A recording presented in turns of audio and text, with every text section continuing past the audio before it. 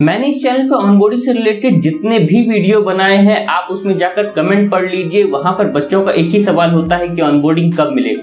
बस वहां पर जो है कंपनी का नाम चेंज हो जाता है लेकिन सवाल चेंज नहीं होता और सवाल बस सेम ही रहता है कि भैया आखिर ऑनबोर्डिंग कब मिलेगा और इतना लेट क्यों हो रहा है। लेकिन इसका कोई खास जवाब नहीं होता है, मेरे पास भी नहीं होता है। मैं क्या बताऊं, मतलब बहुत बार तो ऐसा होता है कि जो मेरे पास जो न्यूज होती है या फिर जो मैं अपने रिसोर्सेज से पूछ करके जो होता है, जो पता लगा पाता हूं, मैं आपको वही बताता हूं। मतलब कोई सर्टेनिटी ही नहीं है क्योंकि खुद जो है आईटी सेक्टर में ही सर्टेनिटी नहीं है तो फिर क्या कहा जा सकता है। लेकिन वहीं पे एक नई कंपनी आती है आईटी में जो कि जिसका की नाम है न्यूजन, और वो अच्छे तरीके से हायरिंग भी करती है और साथ में ऑनबोर्डिंग भी देती है बिना डिले के।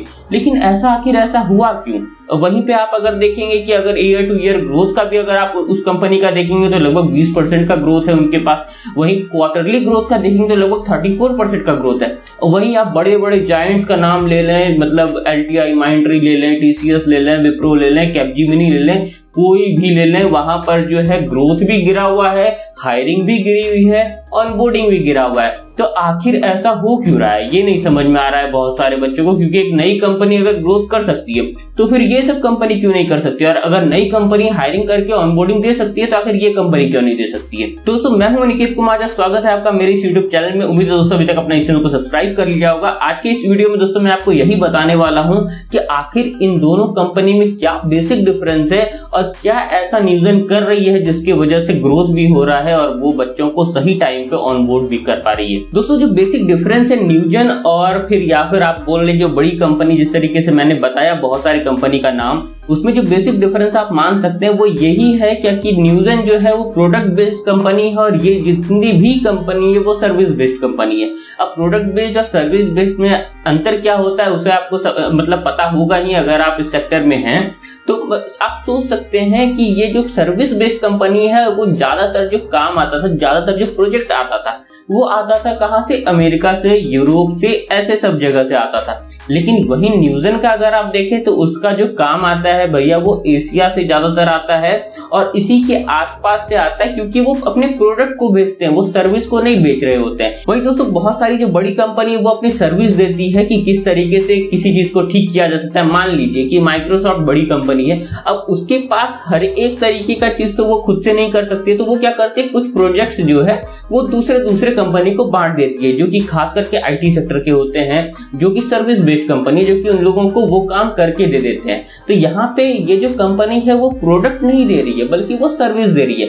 लेकिन वहीं आप अगर ऐसा सिनेरियो क्रिएट करें जहां पर कि प्रोडक्ट हम किसी को दे रहे हैं, मान लीजिए कोई सॉफ्टवेयर बना करके दे रहे हैं जिससे कि अपना वो कोई कंपनी जो है वो काम करेगा, तो दोस्तों वहां पर हमने क्या किया, प्रोडक्ट डाला और उसका डिमांड जो है वो रेगुलर रहने वाला है। खास करके अगर आप छोटे मार्केट को देख रहे हैं या फिर ऐसे मार्केट को देख रहे हैं जहां पर कि प्रोडक्ट का वहां पर डिमांड है, अगर आप वहां पर सप्लाई कर पा रहे हैं तो वहां पर उसका डिमांड नहीं घटेगा। और दोनों ही दोस्तों ये जो कंपनी है वो आईटी सेक्टर की है, दोनों ही आईटी मतलब इंफॉर्मेशन टेक्नोलॉजी से रिलेटेड ही मतलब काम करती है। लेकिन बस डिफरेंस क्या है, बेसिकली एक आपका सर्विस देती है, एक प्रोडक्ट देती है।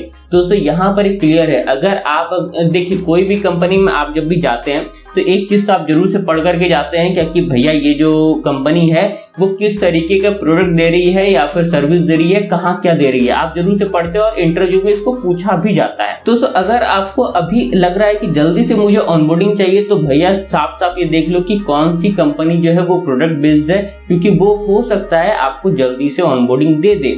और क्योंकि वहां पर जो न्यूजन के सीईओ हैं उन्होंने भी ये बताया कि हमारी कंपनी अभी ग्रोथ कर रही है और हमको अभी बहुत सारे नए एम्प्लॉयज की जरूरत है, इस वजह से हम हायरिंग कर रहे हैं, सीधी सी बात है। वहीं अभी ये जो बड़े बड़े जायंट्स हैं इनके पास कोई भी फ्यूचर प्लानिंग नहीं है। यहाँ तक एलटीआई माइंडट्री का अगर आप देख ले तो यहाँ स्टॉक्स गिर रहा है, विप्रो का देख ले तो वही स्थिति है, अगर आप इन्फोसिस का देख ले तो वही स्थिति है।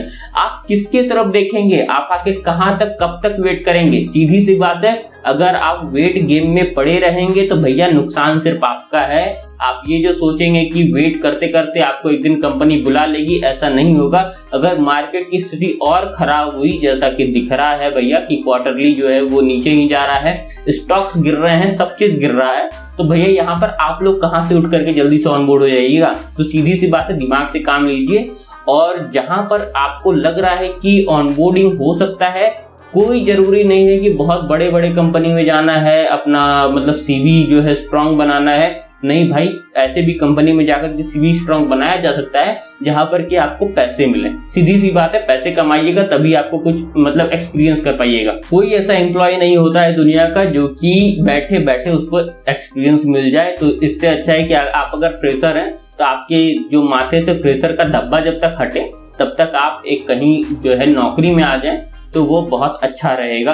और अगर आगे चल के ऐसी कोई कंपनी आपको दिखाई देती है जो कि प्रोडक्ट सेल कर रही है तो भैया वहां पर आप जरूर से जुगत लगाइए कि किसी तरीके से वहां चले जाएं, क्योंकि वहां पर ऑनबोर्डिंग ठीक ठाक हो जाएगा अभी आपका, और ठीक ठाक हाइक भी देखा जाएगा। क्योंकि ये बात क्लियर है कि जैसा जो कंपनी होती है वो जैसा स्टॉक में परफॉर्म करती है वैसा ही आप एम्प्लॉय को फायदा मिलता है। जिस तरीके से LTI माइंट्री ही एक एग्जाम्पल है कि वो जब जब अपने स्टॉक्स का मतलब उसका जब जब स्टॉक्स जो है अच्छे तरीके से जाता है, जब जब वो प्रॉफिट में होती है वो कंपनी, तब तक उसके एम्प्लॉय को फायदा होता है। और वहीं जैसे ही उसका स्टॉक गिरता है तो भैया वो जो स्थिति होता है एम्प्लॉयज का, यहाँ तक कि आप जैसा न्यूज सुन रहे होंगे कि बहुत सारी जो एम्प्लॉय हैं उनका जो है हाइक भी रोक दिया गया है। तो अभी आप ऑनबोर्डिंग का तो दूर ही सोच लीजिए, इधर जो है बहुत ज्यादा प्रेशर पड़ा था बहुत सारी कंपनी पे, जिस तरीके से विप्रो हो गई, LTI माइंट्री हो गई, तो वो कुछ बच्चों को ऑनबोर्डिंग का मेल भेज दिए हैं। LTI माइंट्री की जहां तक मैं बता रहा हूं तो कुछ बच्चों को 3 तारीख का मेल आया हुआ है कि आप ऑनबोर्ड होने के लिए आ जाएं। लेकिन मैं अगर इसका परसेंट बताऊं कि कितने बच्चों को ये मेल आया होगा तो मुश्किल से 1 से 2% बच्चों को मेल आया होगा। मतलब बैचेस में ही जा रहे हैं, लेकिन वो बैचेस भी इतना ज्यादा छोटे हैं और वो पाइपलाइन इतना ज्यादा बड़ा है कि वो बच्चों को मतलब जितने बच्चे हैं उसका वो फुलफिल कर ही नहीं पा रहा है। बस वो दिखाने के लिए है कि भाई ऑनबोर्डिंग हो रहा है, तुम लोग शांत रहो। बच्चे जो है मेल पे लगे हुए हैं कैंपस में अपने कि भैया कब तक ऑनबोर्डिंग देगा, कब तक क्या करेगा, वो बारी बारी से जो है मेल करते जा रहे हैं और एक ही बात बस आता है कि भैया सितंबर तक हो जाएगा, सितंबर तक हो जाएगा, इसके बाद तक हो जाएगा। लेकिन भाई कोई गारंटी नहीं है इस चीज का। जब तक कि कंपनी फिर से प्रॉफिट नहीं कमाने लगेगी, वो अपना फायदा देख रही है भाई, तुम्हारा कोई फायदा नहीं देख रही है। और अगर तुम उसके भरोसे अपने करियर को लेके बैठे हो तो बहुत बड़ी भूल में हो। इस चीज को जितनी जल्दी सुधार लो उतना ज्यादा फायदा है। तो उम्मीद है दोस्तों आपको ये वीडियो पसंद आया होगा और अब आप थोड़ा सा अच्छा सा डिसीजन ले सकते हैं कि आपको किस तरीके की कंपनी में जाना है। और आज के इस वीडियो में फिलहाल के लिए इतना ही, मिलते हैं किसी और वीडियो में, तब तक के लिए गुड बाय।